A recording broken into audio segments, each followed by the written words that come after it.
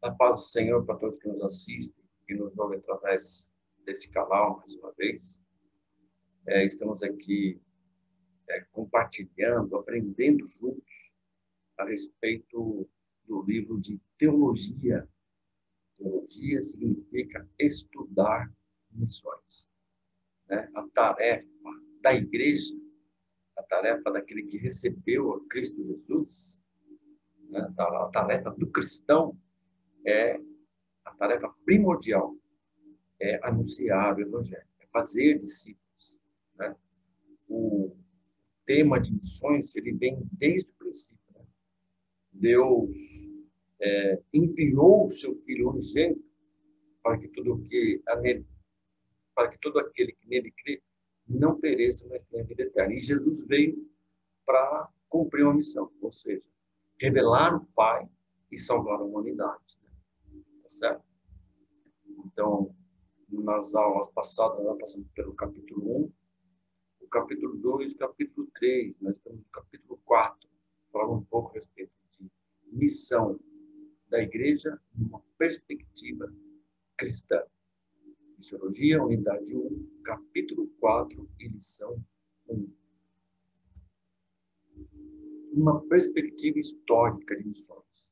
Essa unidade, a unidade 1, ela está falando conosco a respeito na ótica da historicidade, né? Desde o Antigo Testamento, caminhando para o Novo, Deus tratando, falando de missões, né? Abraão, Noé fez missão, saiu. Abraão fez missão, Isaac saiu do seu lugar de conforto, caminhou por Gerar. Josué fez missões, Moisés fez missões, né? Todos saíram. Davi, enfim, uma infinidade de homens de Deus fizeram missões no Antigo Testamento e no Novo, né? Pedro, Tiago, João, Paulo, né? Paulo, o precursor do Evangelho, aquele que anunciou para os gentios, aqueles que não eram judeus. Paulo teve essa tarefa diante do Senhor, certo? Então, missões está no coração de Deus. No capítulo 4, nós vamos falar sobre a missão do século XIX, século XXI, desculpa, do século XI ao século XXI, desculpa, certo? Do século XI ao século XXI. Vamos falar um pouco aí neste panorama. O trabalho missionário avança pelos séculos, plantando e colhendo vidas para a seara de Deus. Em todos esses momentos, ocorreram dificuldades de todos os tipos, seja doutrinária, política, idealista ou religiosa. Nós vamos ver um pouco dentro desse panorama as grandes dificuldades, barreiras que houve para que o evangelho fosse anunciado. Um deles foi doutrinário, ou seja, muitas pessoas entravam na igreja trazendo um outro tipo de doutrina, um outro tipo de ensinamento. Por exemplo, os judeus, até mesmo os judeus cristãos, colocavam, ensinavam para a igreja, queriam ensinar para a igreja que tinham que se circuncidar. E aí Paulo refuta essa ideia, certo? Então, na questão doutrinária, Paulo, João, Pedro tiveram muitas dificuldades com pessoas que não sentavam para aprender e queriam ensinar.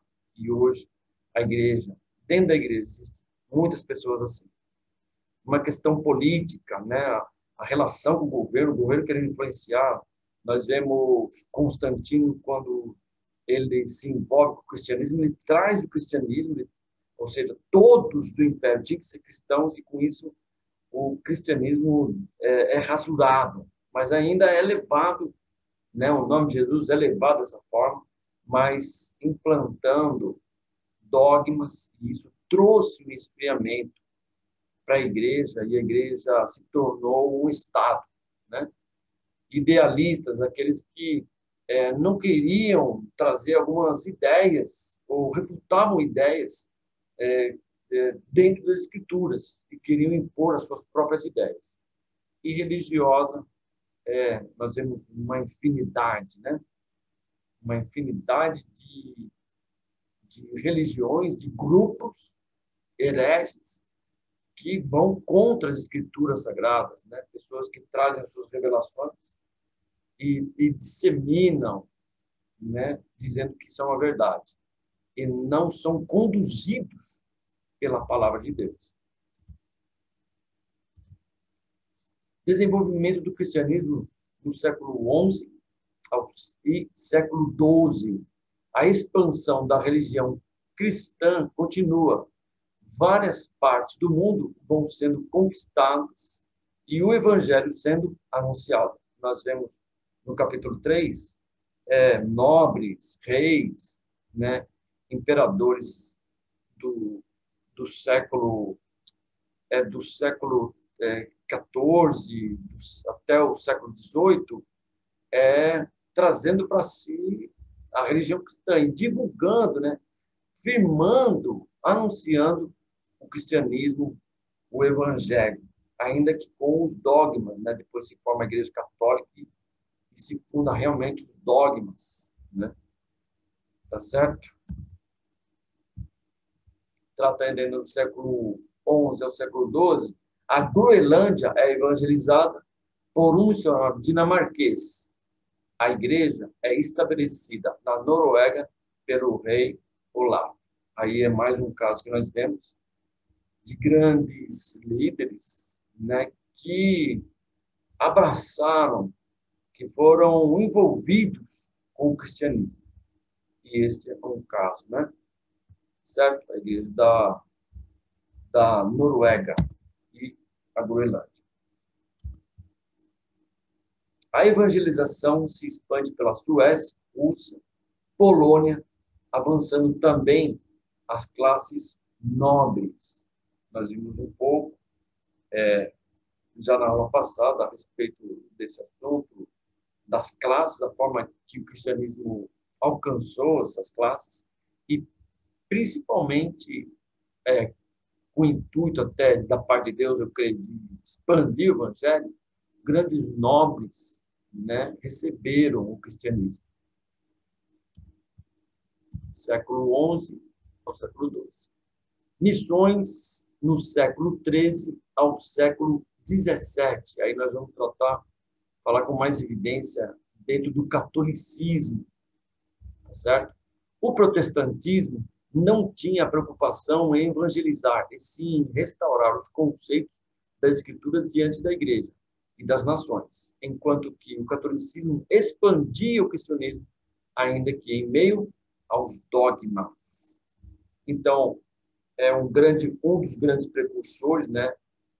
Porque nós vemos outros homens de Deus que influenciaram, né, o protestantismo, trouxeram, evidenciaram o protestantismo, mas o homem que marca a história é Martinho Lutero, né?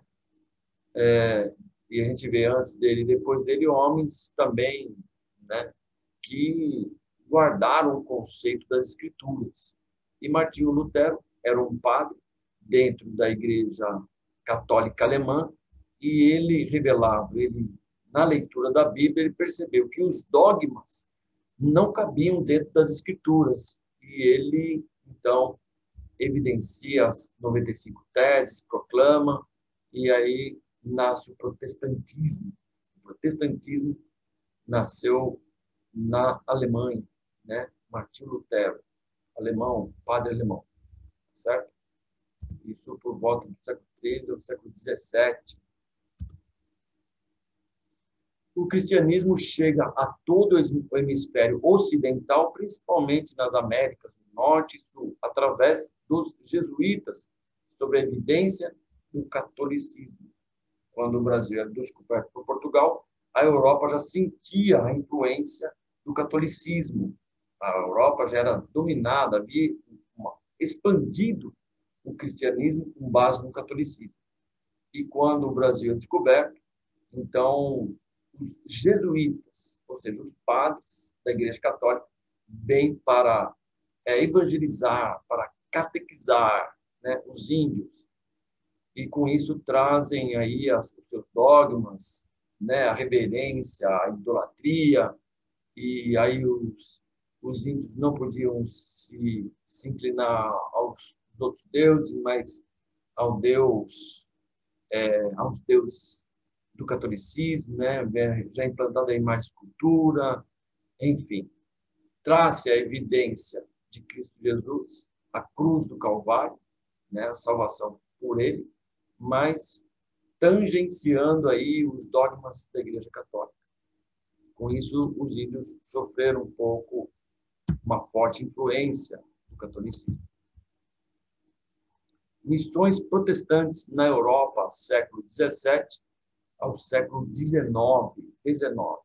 A Igreja centralizou os esforços na obra missionária e, assim, dominou principalmente o Novo Mundo, que surgia através dos grandes descobrimentos. Então, quando Martinho Lutero ele evidencia os erros implantados do dogma, ou seja, a Igreja não estava sendo conduzida por Deus, não era uma teocracia, né? Não era uma ditadura, era um Estado.